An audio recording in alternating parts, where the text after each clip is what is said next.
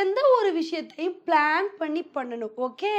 Plan பண்ணாம பண்ணா, இப்படி தான் பல விஷயங்கள் வந்து நடக்கும். இப்படி வந்து நம்ம துருக்கிய பார்த்து சொல்ற மாரி தான், துருக்கியோட நிலைமை ரொம்ப மோசமா இருக்குங்க. ஏன்னா, நம்மலாம் ரஷ்யா கிட்ட இருந்து S-400 டிஃபென்ஸ் சிஸ்டத்த வாங்கி, எதிரி நாடுகள மிரட்டி விட்டுட்டு இருக்கோம். இப்படி இருக்கும்போது, துருக்கி வந்து ரஷ்யா கிட்ட இருந்து S-400 டிஃபென்ஸ் சிஸ்டத்த வாங்கி, படாத பாடு பட்டுட்டு இருக்காங்க. அதனால போதும்டா சாமி, எனக்கு இந்த S-400 டிஃபென்ஸ் சிஸ்டமே வேணாம். இத யாருக்காவது வித்துட்டு கூட போயிறேன்னு சொல்லி, துருக்கி வந்து இந்த நிலைமைக்கு வந்துட்டாங்கங்க. இன்னைக்கு நம்ம வீடியோல இத பத்தி தான் வந்து பார்க்க போறோம். ஏன் வந்து துருக்கி S-400 டிஃபென்ஸ் சிஸ்டத்த விக்கணும்னு நினைக்கிறாங்க? அப்படியே வித்தாலும் யாருக்கு விக்க போறாங்க அப்படின்றத தான் தெளிவா வந்து பார்க்க போறோம்.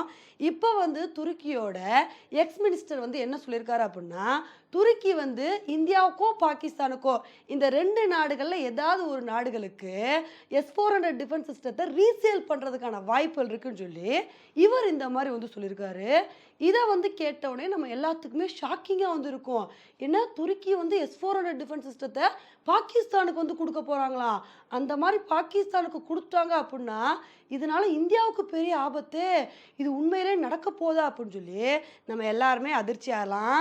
உண்மையிலே துருக்கியே S-400 டிஃபென்ஸ் சிஸ்டத்த பாகிஸ்தானுக்கு குடுக்கணும்னு நெனச்சா கூட, அவங்க இப்ப வாங்குற நிலைமையில வந்து இல்லங்க. ஏன்னா ஆல்ரெடி பாகிஸ்தானோட நிலைமை ரொம்ப மோசமா வந்திருக்கு. F-16ஓட போர் விமானத்த அப்கிரேட் பண்ற நிலைமையில கூட பாகிஸ்தான் வந்து இல்ல. அந்த அளவுக்கு பாகிஸ்தானோட டிஃபென்ஸ் செக்டார் அப்படின்றது ரொம்ப ஒரு மோசமான நிலைமையில வந்து இருக்கு. இப்படி இருக்கும்போது துருக்கி S-400 டிஃபென்ஸ் சிஸ்டத்த பாகிஸ்தானுக்கு ரீசேல் பண்ணாங்க அப்படின்னா, அத வாங்குற நிலைமையில பாகிஸ்தான் வந்து இல்ல. இதனால வந்து பாகிஸ்தான் வாங்குறதுக்கான சான்சஸ் அப்படின்றது ரொம்பவே கம்மி. அதையும் மீறி பாகிஸ்தான் வந்து பல நாடுகள் கிட்ட கடன வாங்கி, இல்ல துருக்கி கிட்ட இருந்தே கடனுக்கு கூட இந்த S-400 டிஃபென்ஸ் சிஸ்டத்த வாங்குறாங்கன்னே வச்சுக்கோங்களேன். இந்த ஒரு விஷயத்துக்கு ரஷ்யா வந்து சம்மதிக்க மாட்டாங்க. ஏன்னா ரஷ்யாவ பொறுத்தவரைக்கும் இந்தியா கூட நல்ல ஒரு ரிலேஷன்ஷிப்ல இருந்துட்டு வந்துட்டு இருக்காங்க. அதையும் மீறி ரஷ்யா வந்து இந்த ஒரு விஷயத்துக்கு சம்மதம் சொன்னா கூட, நம்ம இந்தியா வந்து சும்மா விட மாட்டோம். "என்னப்பா நீங்க இப்படி பண்றீங்க? எங்களுக்கு வந்து பாகிஸ்தான் எதிரி நாடா வந்திருக்காங்க. அவங்கள எதிர்க்கிறதுக்கு தான் நாங்க உங்ககிட்ட இருந்து S-400 டிஃபென்ஸ் சிஸ்டத்த வந்து வாங்குறோம். இப்படி இருக்கும்போது அவங்களுக்கு குடுக்குறதுக்கு நீங்க சம்மதம் வந்து தெரிவிக்கிறீங்க. இப்படி இருக்கும்போது நம்மளோட ரிலேஷன்ஷிப் எப்படி நல்லா இருக்கும்? இது வந்து தப்பாச்சே!" அப்படின்னு சொல்லி நம்ம இந்தியா வந்து ரஷ்யாவுக்கு இந்த ஒரு விஷயத்துல பிரஷர போடுறதுக்கான வாய்ப்புகள் தான் வந்து அதிகமா இருக்கு. அதனால துருக்கியே S-400 டிஃபென்ஸ் சிஸ்டத்த பாகிஸ்தானுக்கு குடுக்கணும்னு நெனச்சா கூட, இதுக்கு ரஷ்யாவோட சம்மதம் வந்து வேணுங்க.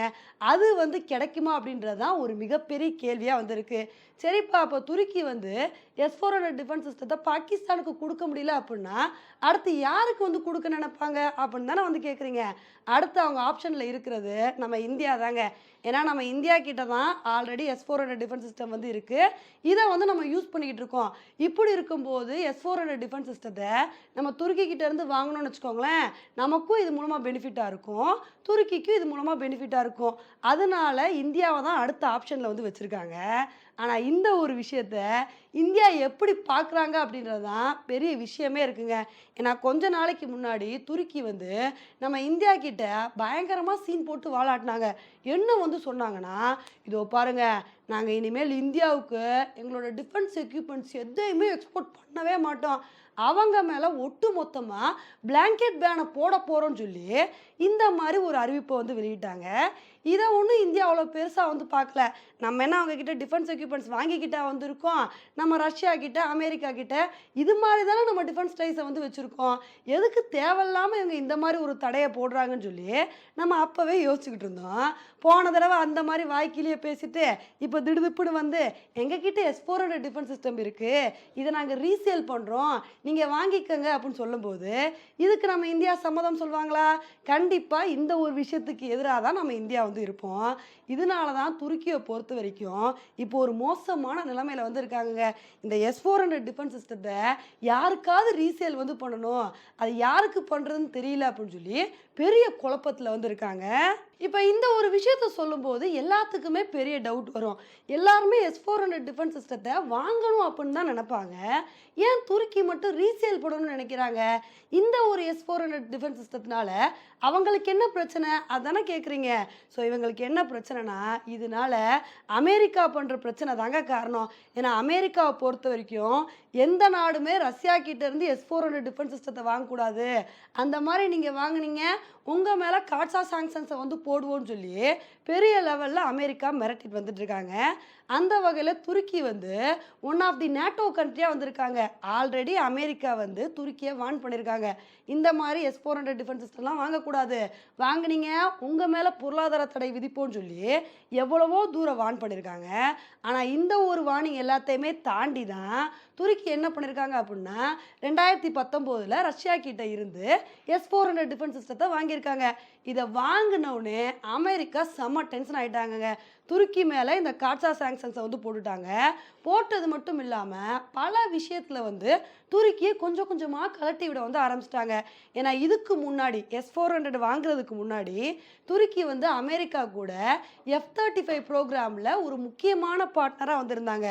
ஆனா எப்ப இந்த டிஃபென்ஸ் சிஸ்டத்த துருக்கி வாங்குனாங்களோ, அதுக்கப்புறம் அந்த ஒரு புரோகிராம்ல இருந்து துருக்கிய வந்து அமெரிக்கா கழட்டி விட்டுட்டாங்க. ஸோ இதெல்லாம் பார்த்த துருக்கி வந்து இப்ப என்ன பிளான் பண்றாங்க அப்படின்னா, இதே மாரி நம்ம S-400 டிஃபென்ஸ் சிஸ்டத்த வச்சுக்கிட்டே இருந்தோம்.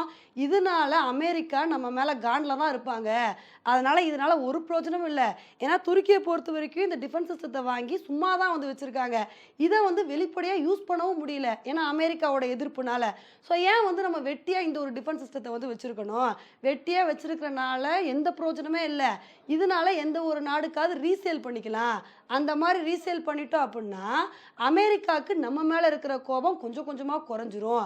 அதனால தான் இந்த மாரி துருக்கி வந்து பிளான் பண்ணிட்டு இருக்காங்க.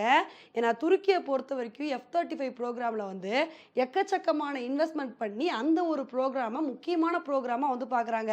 ஸோ அந்த ஒரு புரோகிராம்ல இருந்து துருக்கிய கழட்டி விட்டனால தான், துருக்கி வந்து இந்த மாரிலாம் யோசிச்சு இந்த S-400 டிஃபென்ஸ் சிஸ்டத்த வந்து ரீசேல் பண்ணணும்னு நெனைக்கிறாங்க. இப்ப இந்த ஒரு விஷயத்துல தான் துருக்கி கொஞ்சம் நிதானமா வந்திருந்திருக்கலாம். இவங்க மட்டும் இந்தியாவுக்கு எதிரா நாங்க வந்து டிஃபென்ஸ் எக்ஸ்போர்ட் பேன போட போறோம், அத பண்ண போறோம், இத பண்ண போறோம்னு சொல்லாம இருந்திருந்தாங்க. கண்டிப்பா நம்ம இந்தியா வந்து துருக்கி கிட்ட இருந்து S-400 டிஃபென்ஸ் சிஸ்டம் வாங்குறத பத்தி கொஞ்சமாவது யோசிச்சு பார்த்திருப்பாங்க. ஆனா இவங்க இந்த மாரிலாம் இந்தியாவுக்கு எதிரான நிலைப்பாடுல வந்து இருக்கிறனால தான் நம்ம துருக்கியை எதிரி நாடா வந்து பார்க்குறோம். ஏன்னா அவங்கள பொறுத்தவரைக்கும் பாகிஸ்தானுக்கு வந்து ட்ரோன்ஸ குடுத்து சப்போர்ட் பண்றது, எக்கச்சக்கமான வேலைகள வந்து இந்தியாவுக்கு எதிரா பண்ணிட்டு இருக்காங்க. அதனால தான் நம்ம இந்தியா இருந்துகிட்டு கிரீஸ் கூட கைகோர்த்து நம்ம அவங்களுக்கு பலவிதமான ஹெல்ப் வந்து பண்ணிட்டு இருக்கோம். ஆனா இப்ப துருக்கிய பொறுத்தவரைக்கும் எப்படியாவது S-400 டிஃபென்ஸ் சிஸ்டத்த சேல் பண்ணிடணும்னு சொல்லி படாத பாடு பட்டுட்டு இருக்காங்கங்க. இத வந்து சொல்லும்போது உங்களுக்கு ஒரு யோசனை வரலாம். ஏன் அமெரிக்கா துருக்கி மேல மட்டும் காட்ஸா சாங்ஷன்ஸ் வந்து போட்டாங்க? நம்மளும் தானே S-400 டிஃபென்ஸ் சிஸ்டம் வந்து வாங்கியிருக்கோம். நம்ம மேல ஏன் பொருளாதார தடை விதிக்கல அப்படின்னு தானே வந்து கேட்குறீங்க. இதுக்கான காரணம் என்ன அப்படின்னா, அமெரிக்காவுக்கு இந்தியாவோட ரிலேஷன்ஷிப் ரொம்ப முக்கியம்.